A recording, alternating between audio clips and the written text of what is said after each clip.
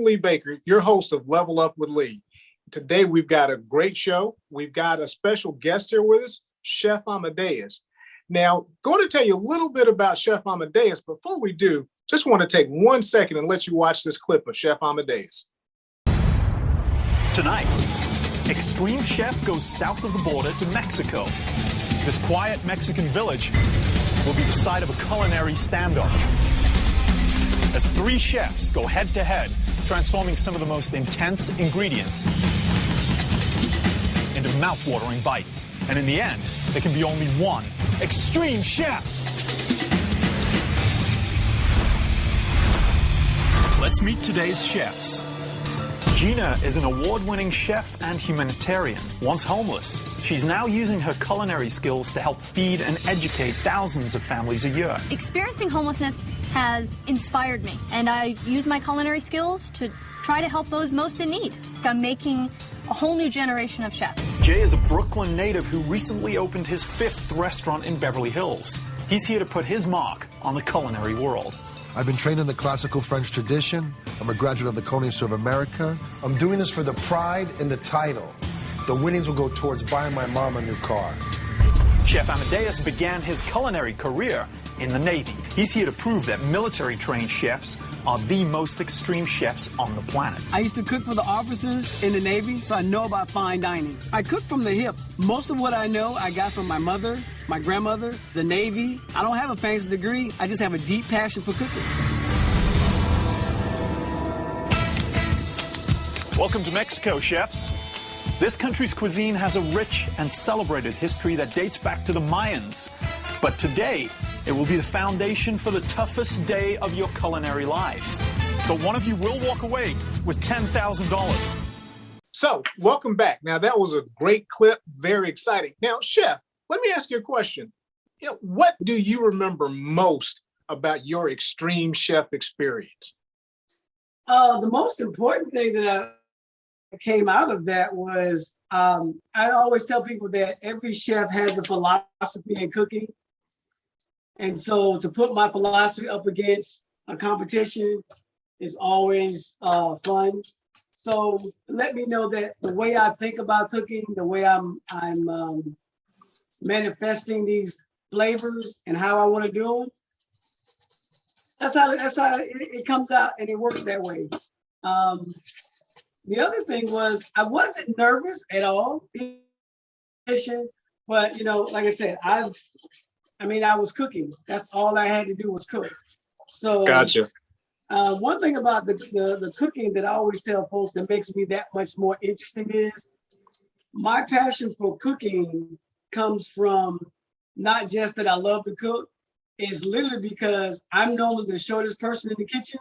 And so when I go in anybody's kitchen, I want them to know that, hey, it's an even playing field. So you gotta bring both barrels loaded if you're trying to show me up. Gotcha. I got a lot of tricks up my sleeve. Gotcha. Good deal. So just tell the viewers a little bit about yourself, your background, some things that led to where you are. So I'm born and raised in where? Oh man, we love it. So I started cooking at a young age, and then cooking has just been one of them things that just it flows with me. I'm good with it. I don't have to stress with it. I was in the Navy. I cooked. I was a cook in the Navy. We did. So I've been to several different countries, worked with several different folks all over the country, which is kind of fun because you get to see what you think is normal, and other people be like, "Nah, bro, we don't do that." Gotcha. So, like the biggest thing was when I was in the Navy, and I was making grits. Oh, them Northern boys was like, "Man, what is grits?" So I got to explain it to them. And then when I got out, I really didn't know what I wanted to do when I got out the Navy. So what do? I went to culinary school. And that was a lot of fun because it was just something that just flowed. I had no problems with it or anything like that. And then when I came out of school, I just worked at some really nice restaurants. I worked at the convention center, hotels. I did private catering. just all these different things. But it really didn't click to me because back in the day, before the Food Network and all that, the only shows that were on as far as cooking was Cooking with the Great Chefs, Pasquale, all those people there. And the great chefs really opened my mind to there's other things out there. And then when I moved to Seattle in 2000, everything just came around. And so I learned how to do Asian cuisine and cooking soul food healthy. That's one thing I had to learn how to do. That was a lot of fun. And then, like I said, in 2011, I went out for the Food Network. They actually contacted me. That was the best part. They contacted me. I didn't even put no application in, nothing. They hit me up on Facebook like, hey, we got this new show. Would you like to do it? I'm like, whatever. My first question, do I have to spend time with the chefs? It's like, oh no, it's an in and out kind of a thing. I'm like, all right, could. Because I don't like me and staying with different chefs. I don't think that'll work with me. I don't think that's gonna work. No. Gotcha. And that comes from my military days. And when I say my military days, you know, when you're in the military, you have no choice who's in your barracks. You just gotta sleep with him. Right. And on the ship, when you got 24 people sleeping in a box, it gets kind of, you know, so when you have the option to say, no, I don't want to do that, then that's what I did. Gotcha. Good deal. Good deal. So what are some of your favorite things to cook? What do you just like to cook? You know, believe it or not, I like just cooking. Like what I'm cooking right now is a simple dish. It's fish and grits, but I'm going to do a little twist on just what I do. So like, as you saw with the grits, they turn a little yellow. So I use a curry powder in there. So now we have curry grits, and then we're gonna fry some whiting. You know, we're in the South, gotta have that whiting. So we're gonna season the whiting with my citrus pepper. So you have lemon pepper, the citrus pepper fish. Then I'll make a sauce using garlic. I'm gonna use garlic, onions, some peppers, and then I'm using what's called shishito peppers. And the shishito peppers is an Asian pepper that I love to use. It's great for stuffing, it's great for salads, and make oils with it. Being that my background is Puerto Rican and Southern, one of the things I love to make is this infused oil with the shishito peppers, also with ají dulce peppers. And they have spicy, they're not overpowering, but they just have a good flavor. So I get the ají dulce, the shishito, as well as garlic, and mash it up, add some oil to it. That's what I do with that one. But today we're just gonna have garlic and the shishito peppers with some onions, peppers, and celery. Good deal, man. Good deal. So now let me ask you this question. Now, you know, we've been going through this pandemic for a while. And so for many of us, we've been eating at home a lot more. But when you go out to a restaurant, for you to eat, what are some things that you look for? You know, I just look for good flavors. That's all. Okay.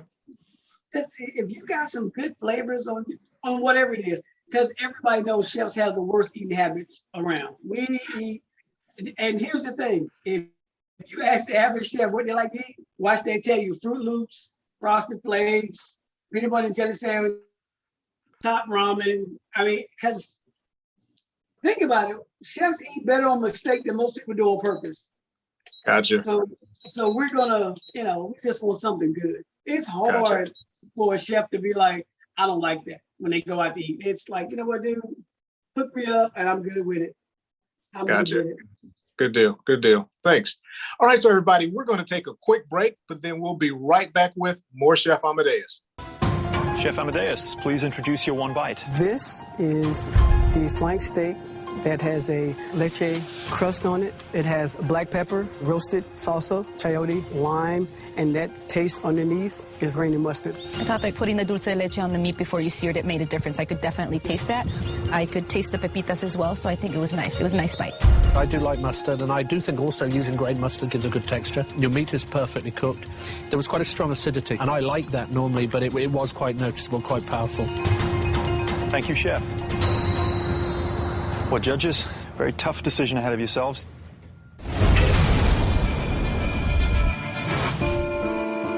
But it looks like we had 2 perfectly cooked pieces of meat. We did. I think we should just set it aside and talk about the other components. Let's start with Jay. I loved his dressing. I thought it was a really nice consistency. For me, I had an issue with it because I thought he was very heavy-handed with the walnut oil. Walnut oil. But I did like his salad on top. He kept the ingredients raw. Yes. They were fresh, bright, crisp. As opposed to Amadeus that cooked the chayote squash and got a nice caramelization, which I actually really enjoyed. I really liked the fact that he used the grain mustard on the base of the spoon, and the grains just gave an extra little bite. I love the bite, but I thought the mustard overpowered the other flavors on the spoon. Chef Amadeus started really disastrously, whereas Chef Jay has been consistent the whole way through. It all comes down to that one bite.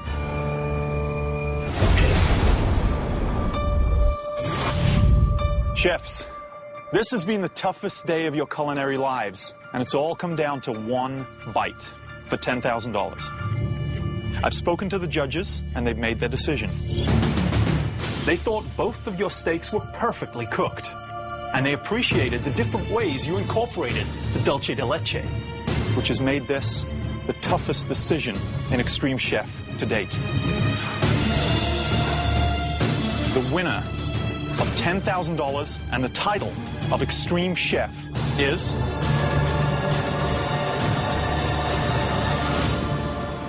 Chef Amadeus. Congratulations, you have won Extreme Chef. Good job, bro. Good job. Good job. Congratulations. Thank you very much. Hey, wasn't that an exciting clip? So, Chef, let me ask you.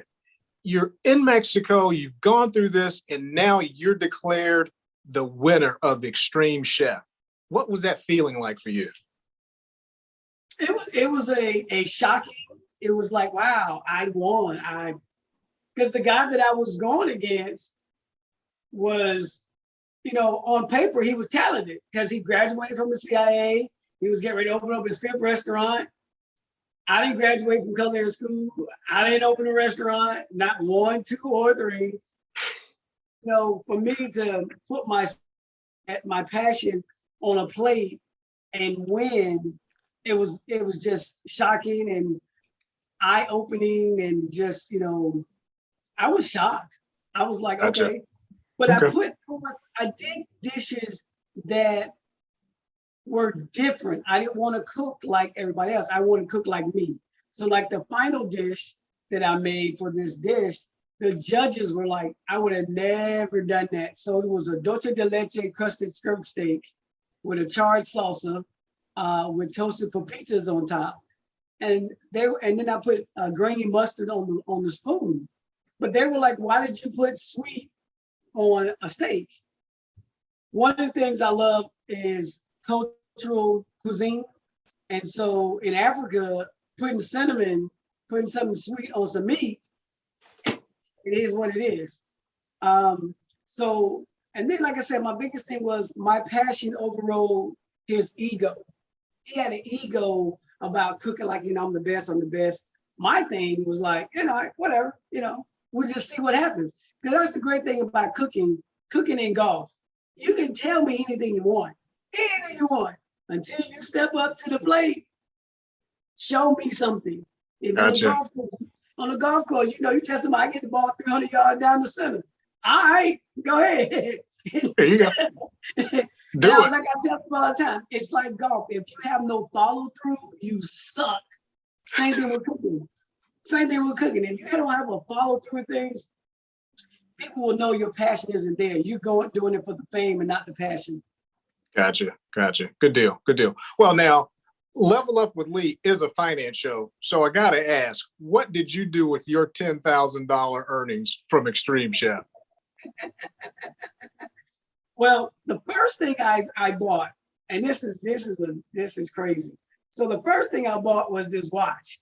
Okay. And I'm gonna tell you why I bought the watch. It wasn't an ego thing, anything like that. So I used to wear watches. So I coach high school. I was coaching high school wrestling on a regular basis. I'm always in the kitchen. So chefs normally don't have these expensive watches and stuff. If it break, whatever. I was buying watches like $12. If it break, I'm whatever. It's a $12 watch. I'm not mad. But when I won, I was like, I need to make a statement with my watch. So Okay. I went to my buddy and said, I need a watch that's durable, can handle all the kitchen and all that good stuff. And Gotcha. And he was like, okay, grab that one. Now, the great thing about this watch here, what make it really special now, is the only one in the world like this one. Gotcha. Nice.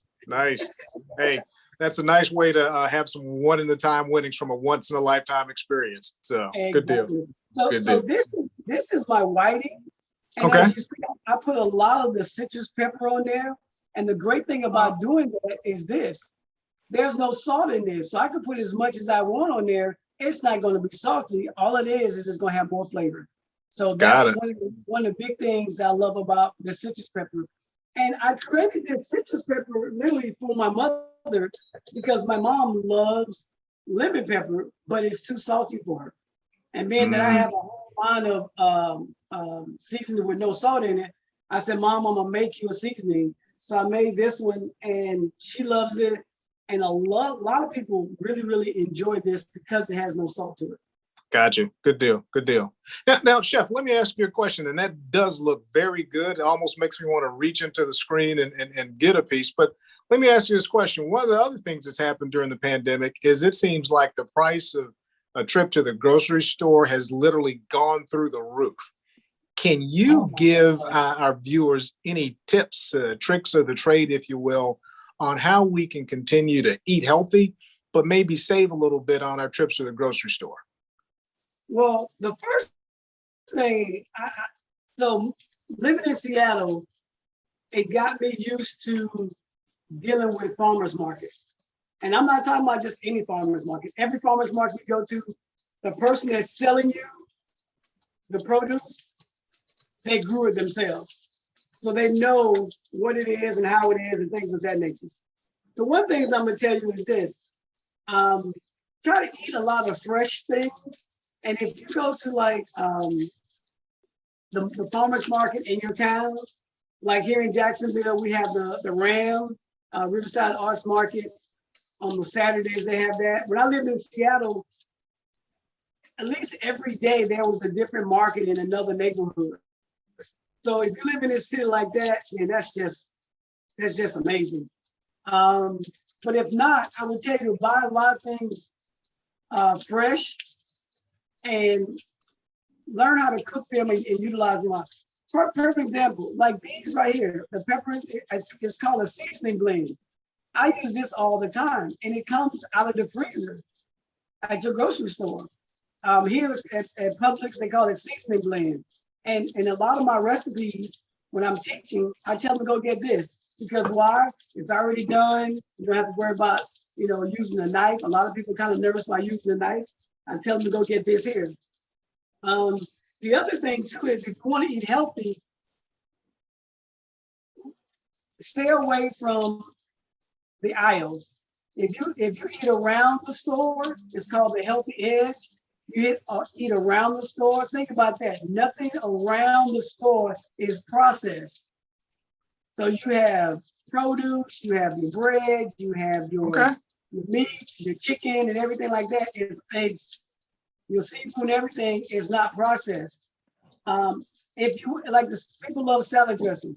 So I love teaching people how to make salad dressing. It's simple. All it is oil and vinegar, shake it up, and then put a flavor to it.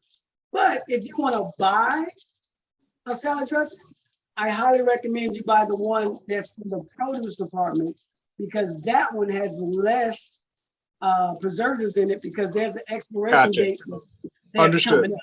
It's coming up. Okay, good deal. Thanks. So the healthy edge, I'm learning something new today. Yes. Now, Let me ask you this. So we go to the grocery stores and we'll see things like the organic section. Do we really need to pay the extra money for the things that have an organic label on there?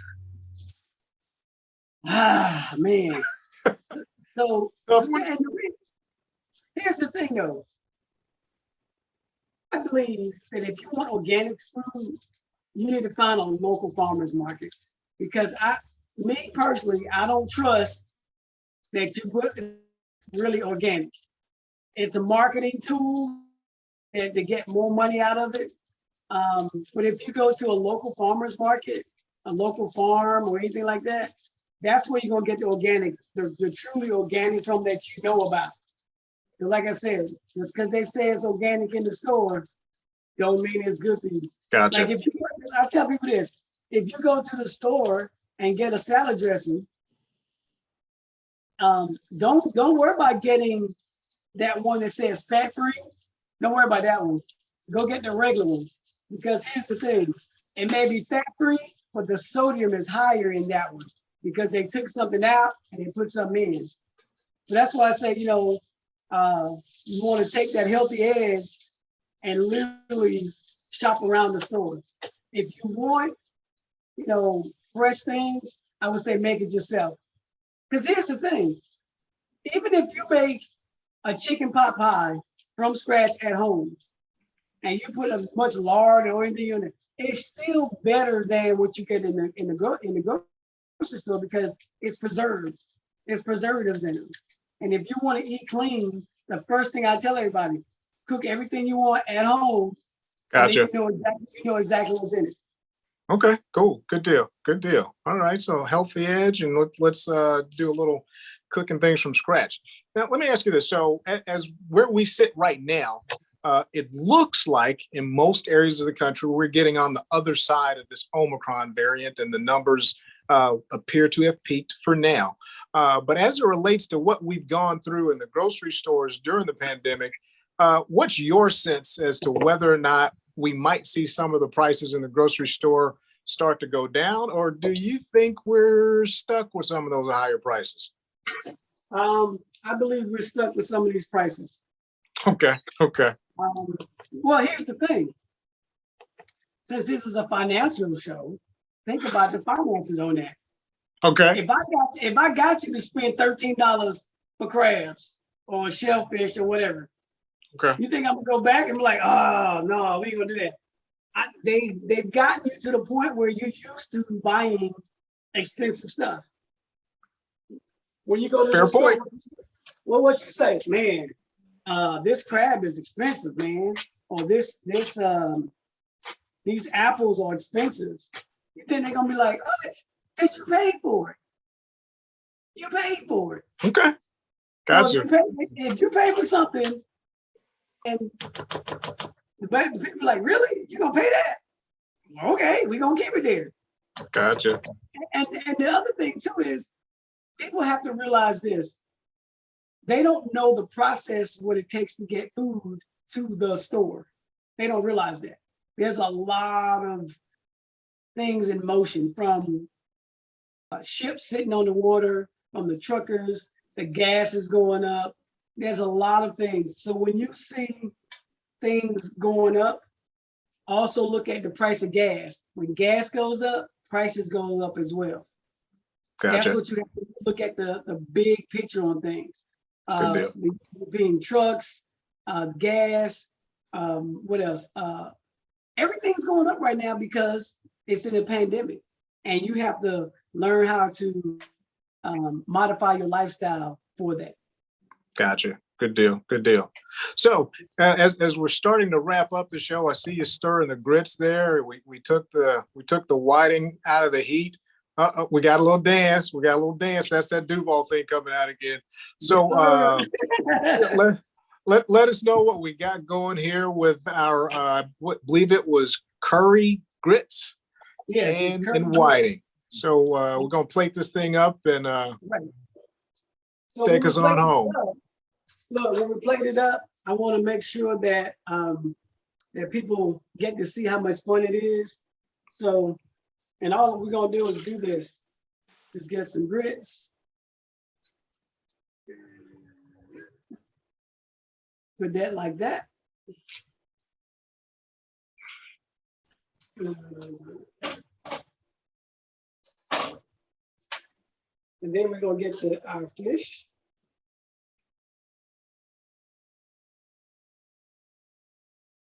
And set it up like this. And then, one of the great things that we want to do is make this sauce. Now watch how this sauce makes and comes together, because it's simple, and it's simple but complex, because why? I designed it that way. So we're gonna put a little olive oil in there. We're gonna sweeten it up. This is healthy right here. So this is honey. This is honey infused with garlic. So it's really, really good. So we're gonna put that in there. Put the shishito peppers in there.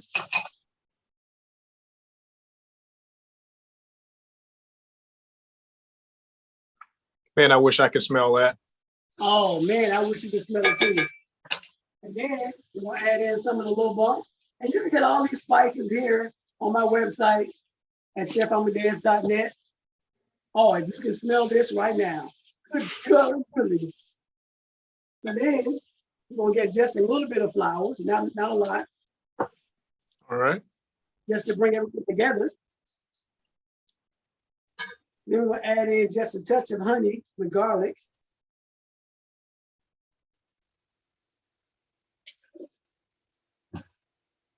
And here we go. And once all this, oh man, if you can smell this, it's amazing. Love it. I love it. Add just a little water to that.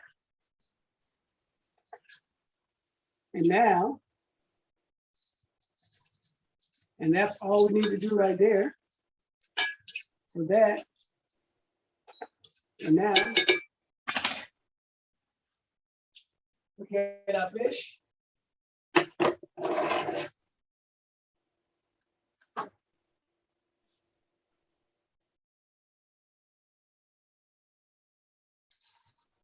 Oh yeah, baby.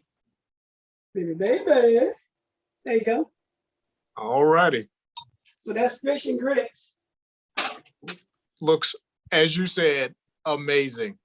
Amazing. Amazing. Hey, man, really enjoyed having you here on the show. For our viewers that want to, catch up with you, maybe see if they can grab a couple of recipes, where can some of our viewers find you? So you can find me on my website at chefamadeus.net. I'm on Instagram at Chef Amadeus. Reach out to me. We can talk about anything from spices to cooking lessons, virtual cooking classes, the whole 9 yards. Absolutely, man. Hey, thanks again for having us on today. For our viewers, thank you for being with us. Look forward to seeing you next week on Level Up with Lee. Take care.